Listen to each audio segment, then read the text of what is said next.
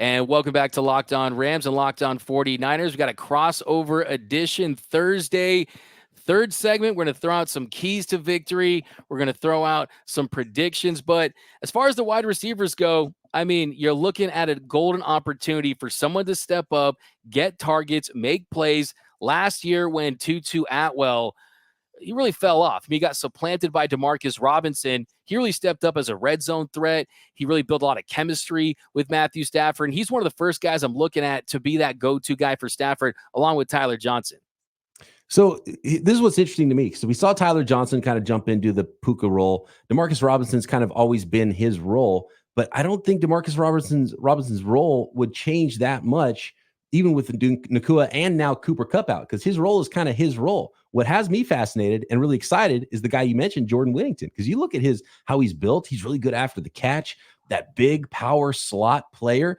And if he slips in there and starts running the Cooper Kupp routes, that's what has me excited. That's what has me excited about my fantasy team and picking him up and being like, can this be a lightning in the ball situation like we saw? And I don't want to put it on and be like, oh, he's the next Puka Nacua. Like it's that easy. I don't think it's always going to be that easy. But if there's a team and a scheme and a quarterback and a coach that you could find a guy in the 6th round and be like, well, this guy's tough. He'll go over the middle. He'll make plays after the catch. He'll make those catches in traffic. And guess what?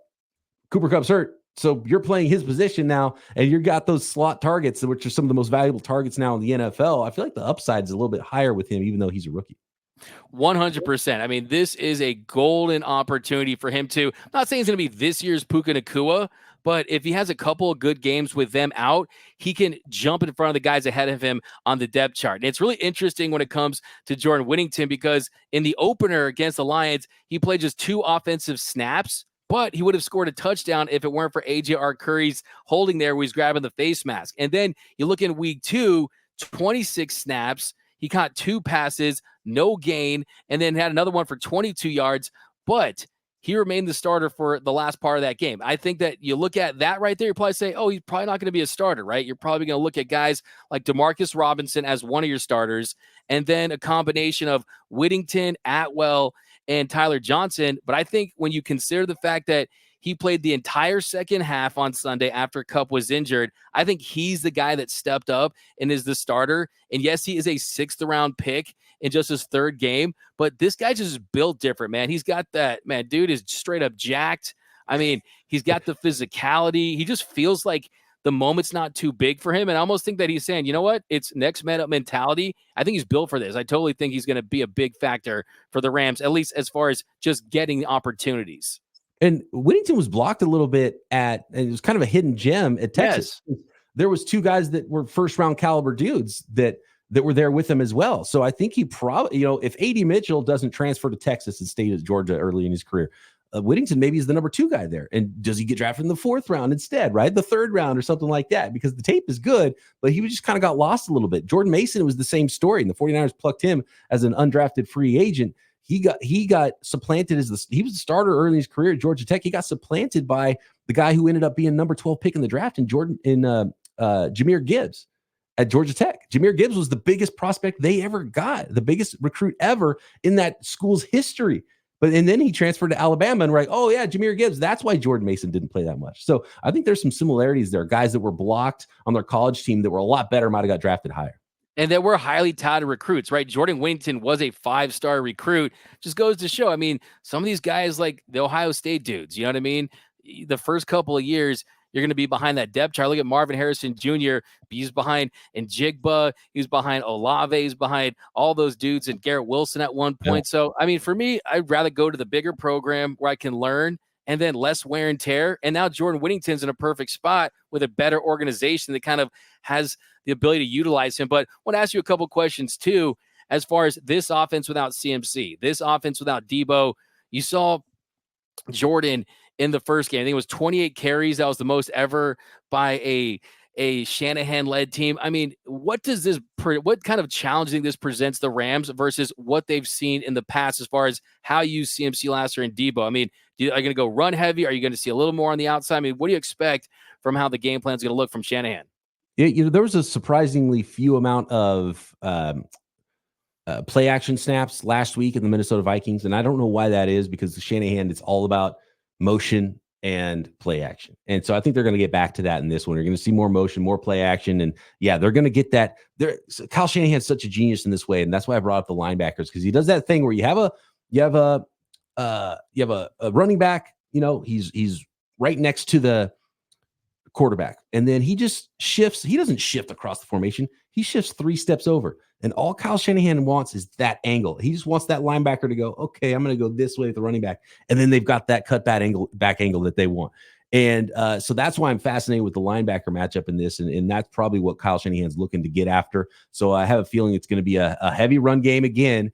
And Kyle Shanahan loves his RB1s. Jordan Mason could never get on the field when Christian McCaffrey was healthy. And now that Christian McCaffrey's out, he won't take Jordan Mason off the field either. He's gotten every snap but one in the last 2 games running the football for the 49ers. So maybe you see a little rookie Isaac Guerendo in there, but I think it's going to be a heavy dose of Jordan Mason once again. And I'd be shocked if he has less than 20 carries in this game.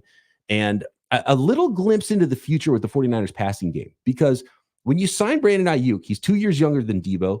His body was probably going to have less wear and tear than Debo's and last a little bit longer. So when you look ahead to this 49ers team in 2025, 2026 and beyond, that's why you signed Debo Samuel to be that number one of the future, even if he's not the number one option in the offense right now. Well, Christian McCaffrey's already hurt and Debo's out now. So we're going to kind of get a glimpse on what this future passing game is going to look like for the 49ers with a true outside number one wide receiver in Brandon Ayuk, with your young quarterback that might earn upwards of $50 to $60 million as a free agent. And so I'm fascinated to see what that looks like without Debo and Christian McCaffrey getting those automatic, we're game planning to get you touches early. Kyle Shanahan doesn't have that in this game.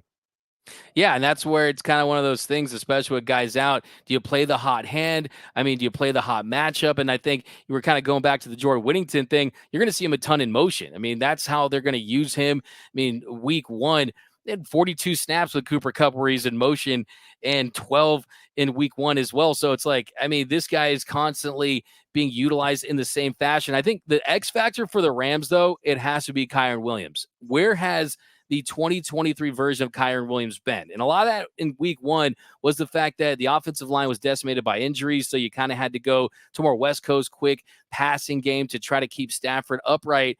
But I mean, he just has been non-existent. I mean, last game, 12 carries, longest rush, 9 yards, caught 4 passes for 27 yards.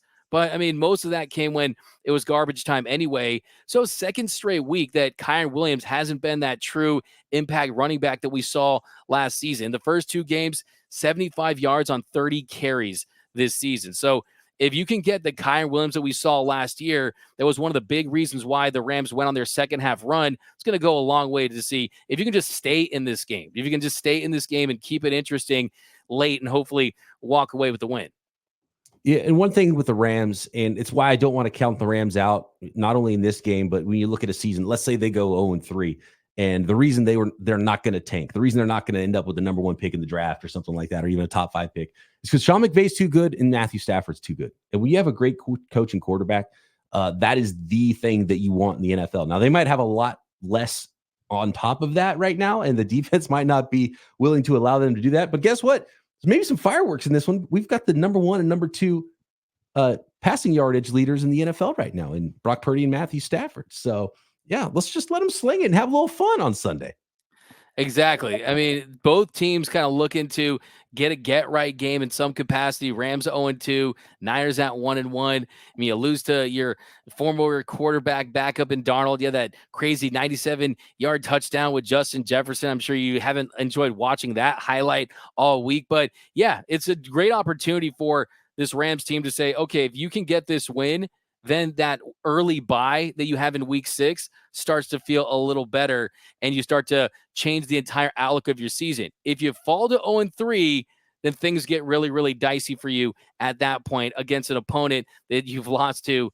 I think it's 8 out of 10, 8 out of last 9 times in the regular season, which is pretty wild. But it's going to be a tough one. Any predictions, though? Do you throw out scores on the crossover episodes, Brian? Usually we kind of wait for the final episode for the predictions, but I'll say that the spread, I don't like that the spread is over a touchdown. The half a point is getting me here. And, these are really familiar teams. And when you go on the road against a division opponent, it's hard to consistently blow those teams out. Even if I do like the 49ers in this one, if there's a way to bet on this, looking at the FanDuel odds, maybe you take the points with the Rams at 7.5, and you think they keep this within a touchdown. But the 49ers are going to be a little extra angry. Might have been a little tougher practices this week coming off a loss. I don't like that for the Rams that the 49ers lost last week, because you probably don't even get that, we're going to look past this team that's kind of decimated in injuries this week. Yeah, it's tough to talk myself into a pick for sure. I mean, I'm still kind of reeling off the 0-2 start, but I still think that, yeah, there is an opportunity there for this Rams team against this 49ers. They're going to come up. They're going to be ready to play. It's the home opener. You're getting guys back. Like you say, you still have Stafford and Sean McVay. Also, I mean, look, this team, they just need a break. They need something good to happen for them. I was looking at doing a little prep for the show, saw the 49ers second worst third down defense in the NFL. Well, guess what? Rams, one of the worst at converting, right? Just 7 of 23 attempts. So kind of my point is some things just kind of have to give in this game one way or the other. And hopefully you'll start to get that positive regression to the mean if you're the Rams. So you know what? I'm not afraid. I'll throw out a prediction. You know what? 0-2. They're going to go 1-3. They're going to be 1-2 after this season, after this game. I got the Rams winning. Give me the Rams 24 to 16. 24 to 16 in this one. You don't have to give your prediction, but what do you think about that score? What are your thoughts? Oh man, I don't. The camera isn't catching what you're drinking down there before we recorded this podcast. But no, look, I was confident in the 49ers last week after seeing them on Monday Night Football, and they went on the road and they lost to Sam Darnold. And the Rams have a better quarterback than Sam Darnold, that's for sure, and a pretty darn good coach, as the Vikings do as well.